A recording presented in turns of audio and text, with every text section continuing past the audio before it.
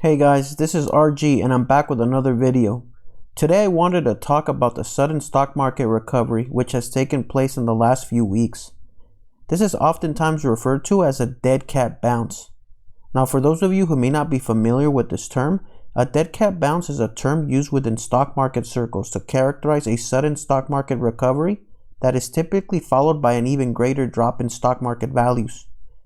A dead cat bounce happens when a declining market suddenly regains some of its value, only to fall even further soon after. It's an illusionary gain brought on by short-term fluctuations in the market. Investors are thrown a curveball because what appears to be a strong recovery can all of a sudden turn south quickly. People become apprehensive, unsure, and overall confused due to a stock market characterized by extreme volatility during these mood swings. Some market experts are claiming that this is a legitimate recovery, while others believe that we are in a secular bear market. Today I want to talk about this and tell you why I personally believe that this is a dead cat bounce, even though the stock market is up 24% since its lows in mid-March. Today I'm going to give you the three main reasons why I believe this. Unemployment. The first reason I believe that this is a dead cat bounce is because of the rising unemployment rate. Many portions of our country are still under a stay-at-home order due to the global sickness, which has led to an incredible increase in unemployment. The streets are largely empty, restaurants and businesses are closed, and the economy is struggling to cope with these conditions. People are losing their jobs or being furloughed, if they are lucky, and overall unemployment figures are worsening. Last week's unemployment data revealed that another 5.25 million people filed for unemployment benefits, bringing the total to over 22 million in just the last few weeks. This is a historic number, but economists are claiming that the unprecedented rise in unemployment may be peaking. Nevertheless, you can't help but believe that this level of unemployment is going to have a lasting impact on our service-based economy. In fact, the expansion from 2010 to 2020 created approximately 24.8 million jobs, almost all of which have now been wiped out in just a few weeks. The good news is that the virus may be peaking in several metropolitan areas, which has generated discussion amongst political leaders regarding reopening the economy. Some sources are claiming that the unemployment rate may get to 15%, maybe more. With the real economy struggling in this manner, it is still hard to believe that the stock market has managed to rally after the significant crash in March. I understand that there is a disconnect between the stock market and the real economy, but it is difficult to believe that the stock market could be rising with such problematic indicators in the real economy.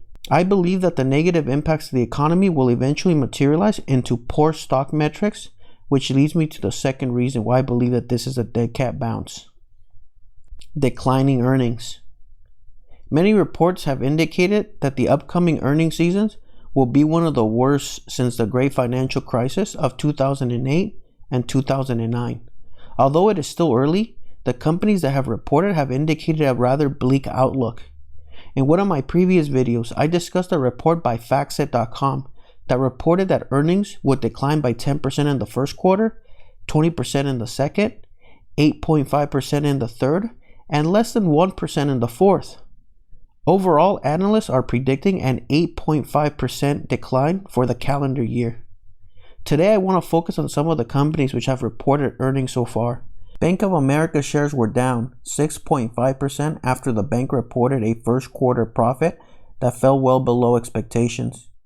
Citi shares dropped 5.6% after its first quarter profit tumbled by 46%. Harley-Davidson tumbled 4.8% after the motorcycle maker said most of its global production employees have been furloughed, while also slashing pay by 10 to 20% for salaried workers. Oil giants like ExxonMobil and Chevron slipped as oil prices tumbled, pressured by reports suggesting persistent oversupply and collapsing global demand. The airline industry has been completely decimated. The number of people per day being screened by TSA at airports has plunged 96% according to industry analysts. Retail sales fell a record 8.7% in March. This was the largest drop on record going back to 1967 and considerably larger than the second worst reading in history, which was a 6.46% drop in January of 1987, according to CNBC. Homebuilder confidence also fell more than ever before.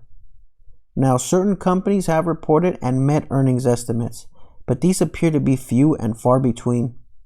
Some grocery store chains and online retailers like Amazon are expected to have a good quarter, but earnings estimates elsewhere are predicted to be pretty bad. Banks have considerable loan loss provisions as they prepare for loan defaults. Forward guidance will be questionable to say the least.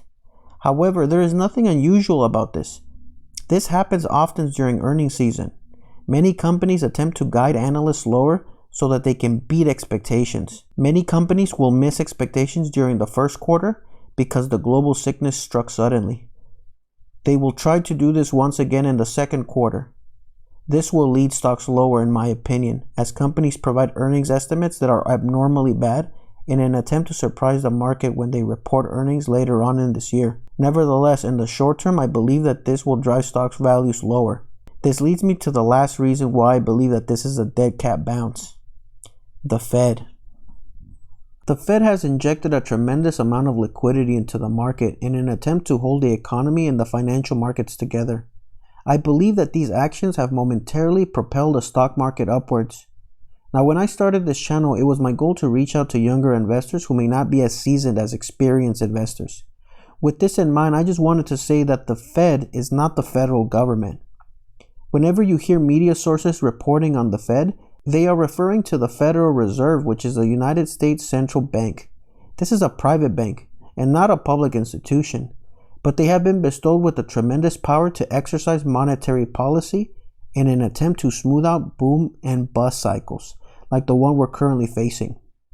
The Fed has two mandates. The first is stable prices by attempting to carefully manage inflation, and the second is to maximize employment. They try to accomplish this by stimulating the economy during downturns and taking their foot off the gas when the economy begins to overheat, which can lead to inflation. Historically, they had relied on raising and lowering interest rates. However, during the 2008 financial crisis, they lowered rates to zero and it didn't work, which led to the Fed to take more drastic measures. Without getting into the specifics, they started to utilize quantitative easing, which is just semantics for printing money out of thin air and using that freshly printed money to buy long-term government bonds. The purchasing of these long-term government bonds drives down long-term interest rates and stimulates investment as people begin to borrow money, which has the power to jumpstart an economy. However, this isn't the only thing that this accomplishes. This massive bond buying program drives down yields for long-term government bonds. This forces investors into risk assets like real estate and stocks because bonds are unattractive as an investment class. This pushes stock prices higher, and that's why stock prices have increased, at least in the short term. The Fed has once again initiated this bond buying program, and it has worked for the time being. However, as earnings season gets underway, it will chip away at the confidence of investors and likely lead to stock market declines. Now, these are just my thoughts. I may be completely wrong with this prediction in that it is important to remember that you should never fight the Fed. However, I believe that deteriorating earnings will adversely impact the stock market as we move forward. If the Fed wouldn't have interfered, I think that it is safe to say that the stock market would be a lot lower right now. Nevertheless, this artificial interference by the Fed will be superseded by the economy. I believe that ultimately, the market is driven by animal spirits, made up of all of the market participants.